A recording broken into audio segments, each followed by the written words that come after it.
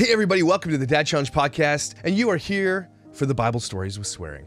Today we're talking about one of my favorite stories. It goes way back for me, even before church. It was a story about this guy who had a thing, and Donny Osmond played him in the Joseph and the Amazing Technicolor Dreamcoat. I'm calling this one Joseph and his Fly AF coat, because it was fly. It all comes back to this coat. I have to tell you a little story before I start this story. When I was in grade 7, I had a teacher named Mr. Malcolmson. And this was one, you know those teachers that you have in your life that are like the most important people in your life? There's not a lot of teachers who are that in a lot of people's lives, but there's always that one teacher where you look back and you're like, that was the teacher. Now, a lot of you know my story. I grew up very poor and in a broken home and all this stuff, and he knew about that. He would often bring me lunch. He would help me. He saw that I came from kind of a hurting household, and he took me under his wing, and he was like compassionate and such a great dude. What an amazing teacher. And I remember one day he came to me and he was crying, sitting next to me, saying how he knew what was going on in my house, and he was just bawling his eyes out because there's not much he could have done. And it was such a sad moment. I'll never forget it. But he was a great, amazing teacher. But the one thing he did bring us that everybody loved him for was every year he covered Joseph and the Amazing Technicolor Dreamcoat. He had a guitar, he would have a record player, he would play the soundtrack, and we got it was like his favorite story. And we got all into this. He'd play the songs, we'd be all singing, I close my eyes, threw back the curtains to see for certain what I thought I knew. That's all, I remember that line, and that's the only line I remember. But he put a passion in us for Broadway that has never been quenched. But here's the saddest part of the story. I couldn't afford to go to the play, and no one would pay for me, and it was such a sad because we built it up for the whole year, and everybody got to go to Toronto to see the play except for me. Everybody but me. And it's just the way it was. I don't know. I never got to see it. To this day, I've never seen it, and I really, really want to see it because of the amazingness in that teacher and what he did. He brought that love for music to the class, and everything else. And this story was like, I didn't realize it was a biblical story till I got a little older. Anyway, I've since tried to look up that teacher, Mr. Malcolmson, and he's passed away. And it was really sad to hear about that. And but this is in memory, in honor of Mr. Malcolmson, grade 7, Thorold. Which school was it? It was Thorold Public School. I figured that's the name of it. But this is in honor of Mr. Malcolmson, who brought the joy of music into my life for the first time, even though I was struggling with a bunch of shit. And he took me under his wing and developed. I'm pretty sure the passion for music started right there with Mr. Malcolmson for me. And you know my passion for music. Anyway, whew. So let's get into the story. Joseph and his Fly AF coat, in honor of Mr. Malcolmson. So again, I'm going to be reading because I have notes and you'll see me reading. So to start, it needs to be said that Joe was the favored kid, okay, of all his 11 brothers, and there's sisters. I don't know why the Bible always leaves out the sisters. Women rarely rate a mention in the Bible, which is why it's like, I kind of get the way the world is like, the Bible is a douche because of this, and I kind of get it. So anyway, he's got 11 brothers and he's favored. Basically, he's loved because his dad busted a nut when he was super old, gets Rebecca pregnant. He's like, hey, still got it. So he's the last kid in this whole thing, right? He's like, the dad's probably just putting out like dust, but he finally gets there's one more kid that comes from him. And he's like, that's still got it, bruh. So that's why he's loved, basically. He's loved because his dad still had it. So he was definitely treated better, and his parents loved him more, and even gave him this like Fly AF jacket, like many colors. It's like basically having like the hottest Versace, like Yeezys and stuff like that. They gave him this custom jacket, and it made him stand out. Like everybody, you could see, like you're in the desert of the Bible times, and you look out and you see this coat of many colors. You're like, damn, that kid fly. Like that's how nice this jacket was, right? And of course, it made all of his brothers super jelly. They were so pissed because this guy gets all the good stuff. He's the youngest. He doesn't have to, the youngest always gets the best, right? The oldest gets all the brunt. They've got the rules laid into them. The middle child kind of just gets ignored, and the last child gets everything. That's just how this works, okay? The middle child gets the shit. The oldest child had to go through all the rules, but then is like on top because they're the boss. And then the youngest kid just gets all the favor. That's just how it always goes. This is one of my favorite memes. First kid's bedroom, second kid's bedroom. That's basically my life. It particularly pissed off Leah, who was Jacob's other wife. And so let this be a lesson, dudes, okay? Multiple wives, multiple problems. Okay? That sounds super sexist, but let this be a lesson. If you're going to disappoint people, just disappoint one person. You only need one wife. Do it for you. But seriously, she was so pissed because Joseph would come and he'd have these dreams and he'd tell them about these dreams. I'm like, part of me in this story is like, Joseph, read the room.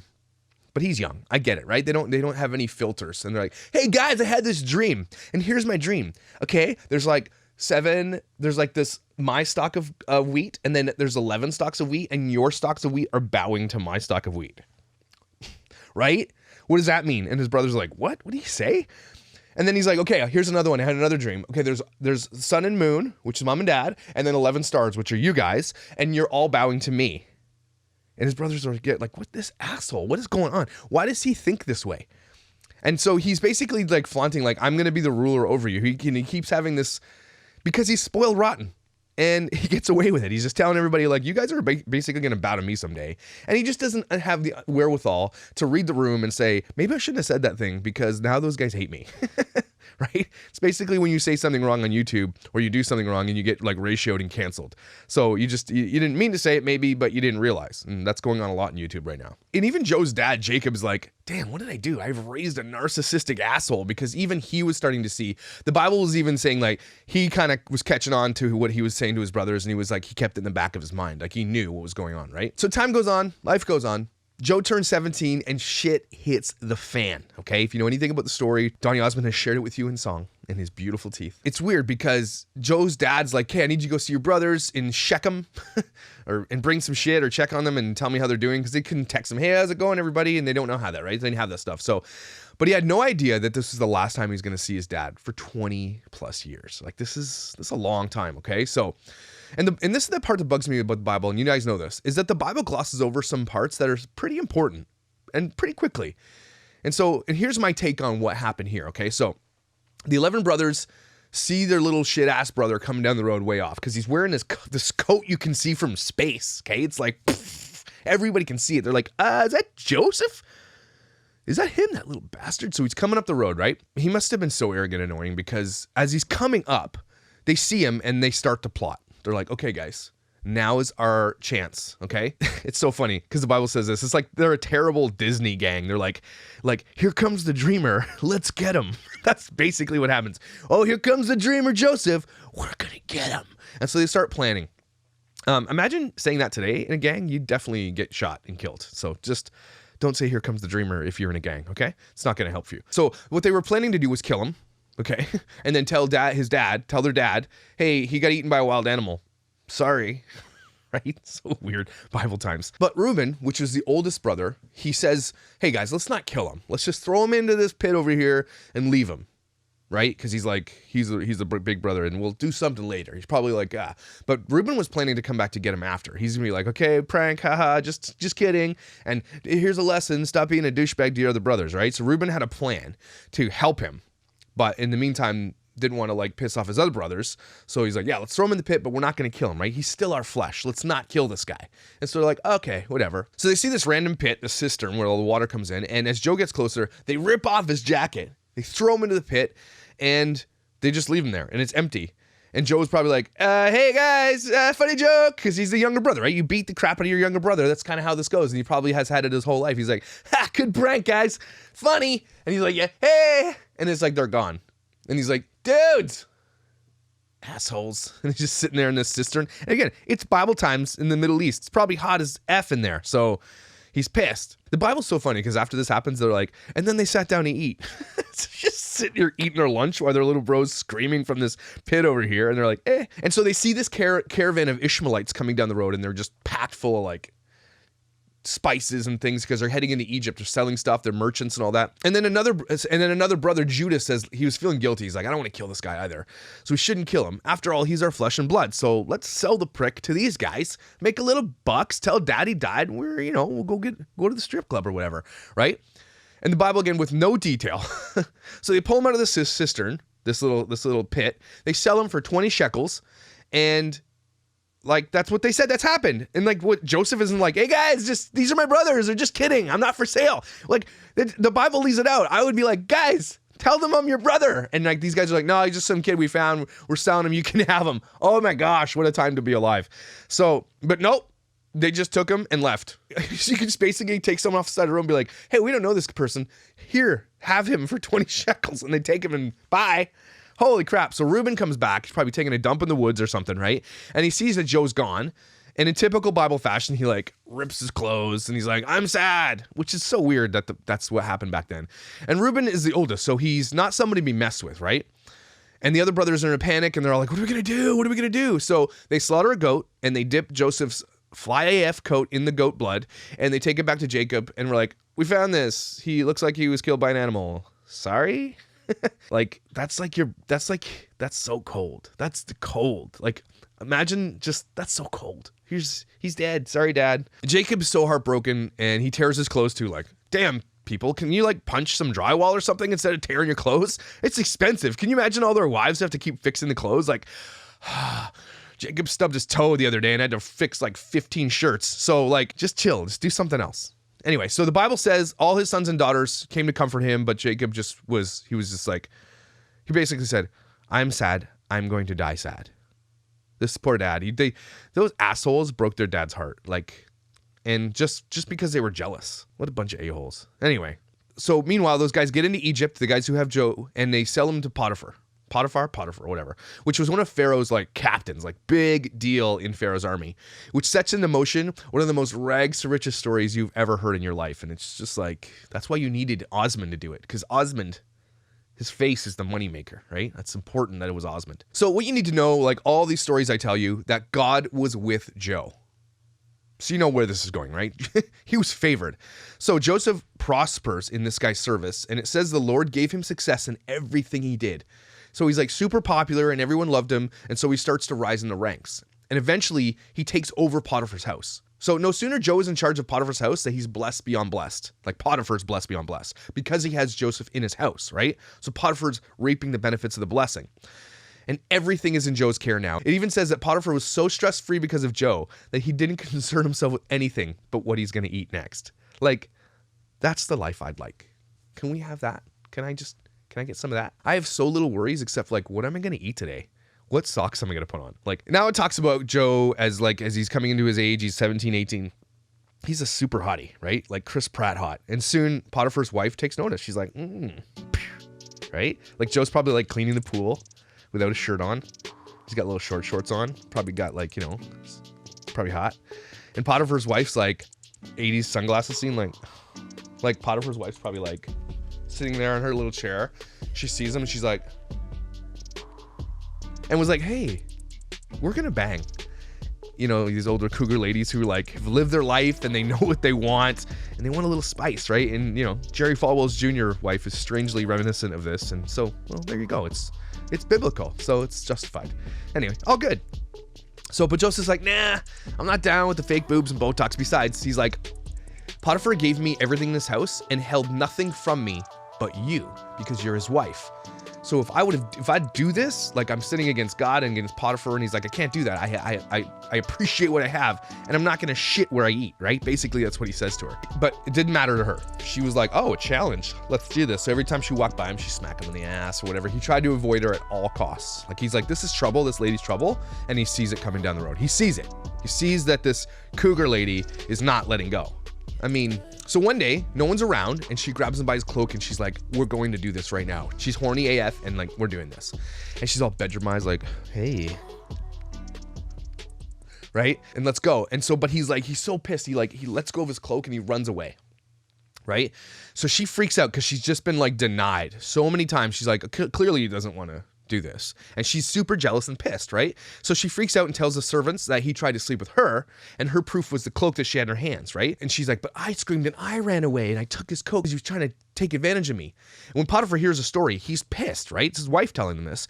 And then he puts Joe in prison. He's like, you're out, bud. You're done. And Joseph's like, bitch, let this be a lesson. If a hot cougar lady that you work for needs to do some stuff, just do it. Just kidding. Don't do it. Hold on to your morals. Okay. But let's not forget, Joe is favored by God. He's favored. He's the man. And he gets into prison, and it's so funny because he gets into prison and eventually he becomes in charge. The warden puts him in charge of all the prisoners in prison. So he's just the guy. So like, joke's on you, cougar lady. You just set in motion something way bigger, and this kind of just had to happen. So a little time passes, and the main baker and cupbearer from Pharaoh, they must have missed some spices or got to give him something gross, and then he offends the Pharaoh, and he sends them to jail. Like, anyway, so they're assigned to Joe, and he takes care of them, right? And they just build a friendship probably, and whatever. Like, these guys are pretty high up in the kingdom, so you go to this part of the jail where Joe was, which all like the prisoners from the kingdom who are like, it's basically prison for rich guys. It's like tennis courts and stuff. It's like, it's not as probably dangerous as a real prison. So one night, those two guys, they each have a dream. Joe comes in the next day. Here's your porridge, dudes. What's up? And he's like, I see you're sad. What's going on? And he said, we have these dreams, but no one can tell us what they mean, right? So back in the time, if you had a dream, apparently, like it needed to be deciphered or like you'd be sad. And so people did this in the kingdom. They were like dream deciphers, and they just came in and said, this is what your dream means. Joe says, well, let me hear them, and I'll decipher them for you. And they're like, what can't this guy do? He's hot. He's smart, he's popular, everybody loves him, and he can decipher dreams. He's like, it's for God to do, so but let me take care of it for you. So the cupbearer says, I dreamed of these vines, and they budded, these 3 vines. They budded, and they blossomed into grapes, basically, and then I put the grapes into a cup, and I gave it to Pharaoh. And Joseph's like, super easy. 3 days, Pharaoh's coming down to be like, sorry, dude, I shouldn't have yelled at you at that time at the thing, and I'd like to come back, and I really missed your cupbearing skills, right? And so he's like, cool. Cupbearer's like, oh, thank God, that's nice. And then, but Joseph's like, hey guys, just don't forget though, when you do get back, remember me. Cause like, this is what happened. He told the guy his story a little bit of his brothers and douchebagness that happened, right? And so anyway, the fat baker hears the cupbearer story and he's like, oh damn, what about my dream? So he thinks he's gonna get like a good one. He's like, so there's 3 baskets of bread. He's like, very similar. So maybe mine's the same. Got 3 baskets of bread on my head. The top basket's full of like Krispy Kremes and like cookies and all this delicious stuff, but the birds are eating it. And Joseph's like, sorry, dude. But Pharaoh's basically, he's going to rip your head off your body and impale your body onto a spike, and the birds are going to eat your body. Sorry. You imagine? Sorry. Tough luck, bro. So you imagine the baker's like, man. So 3 days passes, and the shit comes true. Cupbearer is brought back up and restored. The baker gets his head removed and his body impaled on a spike, and the birds eat his flesh, right? And like, what? And here's my take on this thing. The baker, it definitely happened because he put raisins in the cookies, and the Pharaoh thought it was chocolate chips. Let this be a lesson. Nobody eat raisins. Raisins will get you killed, okay? Gross. I would have done the same thing. Don't put raisins where chocolate chips should be, okay? I don't blame Pharaoh. I get it. Hashtag no raisins. So a couple years go by, and Pharaoh has a couple of dreams. So Pharaoh, he's standing by the Nile, the river, and he dreams that these nice, fat, beautiful cows come out, 7 of them, and they start grazing, and he's like, oh, that's nice. And then these gross, ugly-looking, gross zombie cows come out, 7 of them, and they eat the fat cows. And he's like, what? Wakes up in a sweat, has a piss, goes back to sleep, has another dream, very similar. 7 stalks of grain that were healthy and whatever, and then 7 zombie stalks of grain come and eat the healthy stalks of grain, whatever. It's weird. You get what I'm saying, right? He wakes up all sad and he's like, oh, what was happening here? He calls all the magicians, all the wise men, and then none of them can interpret this dream. No one could. Like, come on, I could interpret this dream. Like, this is an easy one. And then the cupbearer is like, oh, I forgot to tell you about this guy me and that baker that you killed because you put raisins in your cookies. Okay, remember when you killed him? Well, we told him our dreams and everything came true 3 days later. This guy can probably do that for you. And Pharaoh's like, okay, why didn't you tell me this before, Dinkleberry? So he brings up Joseph to decipher his dream. And this will be continued next Sunday because this gets good. It's one of those stories where it's like something good happens to good people. And we would like to see that, right? We want to see something because Joseph has not lived his life up to this point in any regret or regard, except for just being maybe not understanding how to read the room and being a little bit cocky, but he's definitely been betrayed by his own family and everything else. And so this is a really, really good story, and it gets really good. And I hope I'm telling it for you the way I want to tell it, because like I want to honor Mr. Malcolmson. So it gets really good. And let this be a lesson to not favor your children. Everybody has a favorite kid, right? Parents are not allowed to say you, but just don't favor children because maybe they'll kill the other one. Okay, so let's just let that be a lesson. Also, let it be a lesson to stop putting raisins in stuff. Okay, There's no reason to put raisins in food. Raisins are literally rotten grapes dried up and like, they're just raisins. Who invented raisins? F the guy who invented raisins.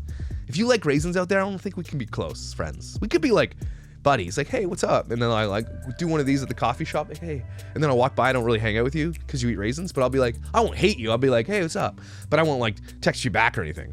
Just don't do raisins, okay? This whole thing comes down to raisins. There's been a death in the Bible because of raisins, okay? So if anything that this story is telling you is that raisins are evil. Can't believe I said that. Anyway, stay tuned next week for Bible Stories of Swearing Part 2, which I think we'll be able to finish this in 2 parts, of Joseph and his fly AF coat. Such a cool story. Mr. Malcolmson, in honor of your memory and everything you did for me in grade 7, thank you for being an awesome teacher. If you're a teacher out there, know that you make differences in kids' lives and try to be that person. I know it can be really hard, but if you're a teacher, this is how it affected me so much that I remember it to this day. Anyway, I digress. Like or subscribe, hit the little bell, wherever it is, or don't, I don't care. I like that you come listen to these stories, and not many of you do, but those who are listening like these stories, and I really enjoy these. I'm gonna probably show them to my kids as they get a little older. And again, if you don't like your stories with swearing or your Bible stories with swearing, don't listen to this, or do, I don't care. And pastors out there, I encourage you to do the same thing. Let's start a movement of telling the Bible the way it was meant to be told. These epic stories. Man, I think I'm gonna do Samson after this one, so just get ready, because that one's gonna be crazy. Anyway, it's Sunday, I'm gonna go hang out with my kids. My daughter's getting her ears pierced today. She's super nervous and super excited, and I'm very cool. And I love you guys. Thank you for watching. Thank you for being a part of this. We'll see you tomorrow, probably.